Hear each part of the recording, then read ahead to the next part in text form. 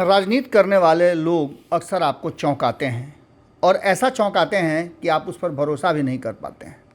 आपको बता दें कि सियासत में सत्ता को लेकर के बहुत सारे समझौते होते हैं और इन समझौतों में सबसे ज़्यादा समस्या उन लोगों की होती है जो कल तक अपने साथ रहने वाले को विरोध की बातें करने लगते हैं, उनकी कमियां निकालने लगते हैं, तो वहीं जिसका विरोध लंबे समय से करते आए हैं उसका साथ देने लगते हैं और उनकी बड़ाई करने लगते हैं।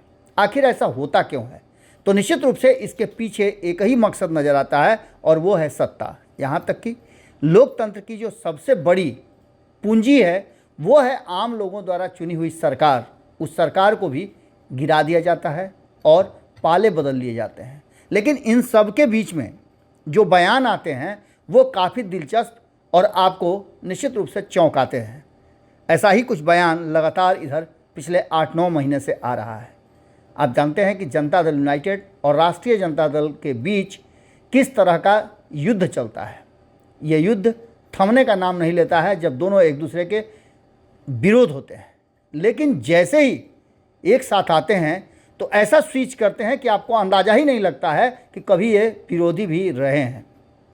नीतीश कुमार लगातार लालू प्रसाद के खिलाफ राजनीति करते आ रहे हैं। हम 90 के दशक की बात नहीं कर रहे हैं, 90 के दशक के बाद की बात कर रहे हैं, जब 94 से ही ये स्थितियां पैदा होने लगी कि नीतीश कुमार को लालू पसंद नहीं आने लगे, उनकी कार्यशैली पसंद नहीं आई और इसका नतीजा उनका लालू प्रसाद से संबंध विच्छेद होना और एनडीए में जाना। लेकिन आज वही एनडीए जो लंबे समय से नीतीश कुमार के साथ है और जिसके साथ नीतीश कुमार केंद्र से लेकर बिहार की राजनीति में अधिकांश समय बिताए हैं, उसको टारगेट कर रहे हैं। और वो भी किसके लिए? तो उस लालू प्रसाद और उनके परिवार के लिए जिसे कैदी नंबर 3351 का तमगा दे दिया था।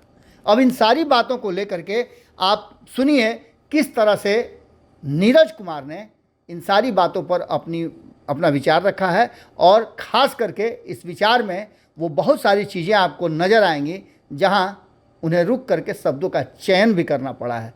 सुनिए क्या कहा है नीरज कुमार ने। ये तो स्वाभाविक है कि भारतीय जनता पार्टी की अधिनायकवादी सरकार से जो लड़ेगा उसको सीबीआई, ईडी, इनकम टैक्स का सामना करना पड़ेगा। तो महागठबंधन की सरकार बनने के बाद सीबीआई की, ईडी की गतिविधि है, खास करके कर्नाटक चुनाव जहां दक्षिण में भाजपा मुक्त दक्षिण भारत हो गया, उसके बाद ईडी की कार्रवाई शुरू हुई है। तो इसके नतीजे क्या आते हैं यह कोई नहीं जानता, लेकिन पूछताछ के नाम पर परेशान करना, छापेमारी के नाम पर परेशान करना, और नहीं तो जैसे माननीय RCP Singh income tax, CBI और ईडी के डर से आज भाजपा में चतुर्दशी के दिन गृह प्रवेश कर लिया। तो यह स्वाभाविक परिणति है। लेकिन सत्ता के जुर्म कितना भी जारी रखोगे, तुम्हारे खिलाफ जो गोलबंदी शुरू हुई है बिहार से, उसको देशव्यापी आकार लेगा और 24 में नरेंद्र मोदी की हुकूमत को अपदस्थ करेगा। अगर ये वीडियो पसंद आई और वह बिहार के राजनीति और बिहारियत से सरोकार रखेनी तो सब्सक्राइब बटन दबा के चैनल के सब्सक्राइब कर ली। ओजे एगो घंटी बा, ओकरा बटन दबा देला से कुल सटीक और मारक खबर रुआ मुफ्त में मिल जाई।